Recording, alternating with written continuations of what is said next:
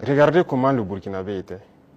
Kenya, Hakuna Matata. Hakuna Matata.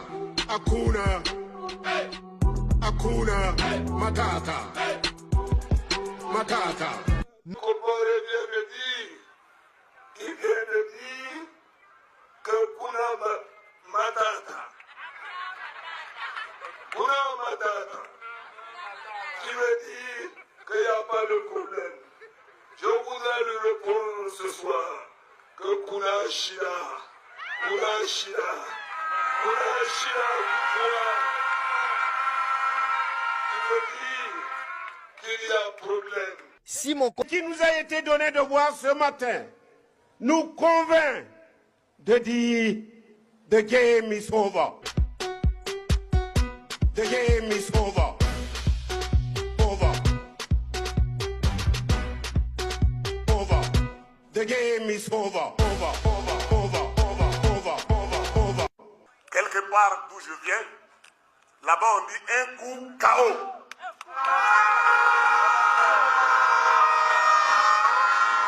Dans la Léraba avec Mélégué, président Edi Kombego, c'est le coup fatal. Parce que le coup KO, l'ennemi peut encore se lever. Mais quand nous donnons le coup fatal, on l'enterre définitivement. attaque et contre-attaque, mais il y a aussi des promesses, de grandes promesses même. Et pour qu'il y ait de l'eau en permanence, je vais creuser un tunnel pour qu'il ne passe jusqu'à la mer. Pour qu'il ne passe jusqu'à la mer. Et le pays que le tunnel va traverser, je vais le payer pour ça.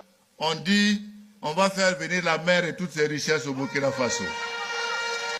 Et c'est un projet qu'on vous propose pour demain. Je vais l'envoyer faire un stage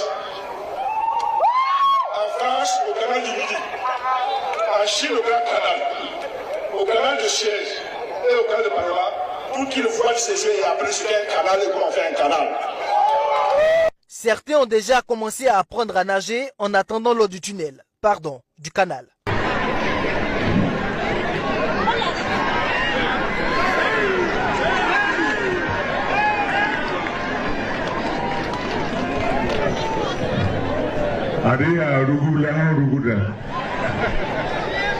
Parlant de promesses, il y en a qui ont promis de donner au Burkina un goût de miel. Moi, président du Faso, le Burkina Faso sera réconcilié avec lui-même et en des termes tellement doux, tellement simples, tellement mielleux, que les autres pays vont nous envier ici. Il y a aussi eu les mises en garde. S'il y a fraude, je n'accepterai pas les résultats et vous savez ce que vous devez faire. Je répète bien qu'ils m'entendent depuis Ouagadougou. Et le message est bel et bien arrivé à destination. Ils accusent le MPP de préparer des bulletins dans des imprimeries pour pouvoir gagner les élections. La CENI organise les élections et tous les bulletins de la CENI sont paraffés. Comment peut-on aller fabriquer des bulletins pour venir mettre dans des urnes pour avoir des bulletins nuls? Qui peut le plus, peut le moins. Le MPP aurait désormais des dents. Attention. Lorsque le MPP était un bébé,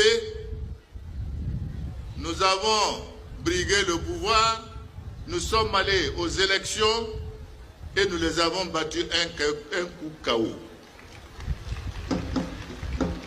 Aujourd'hui, le MPP est un adolescent qui court et qui saute et qui a des dents.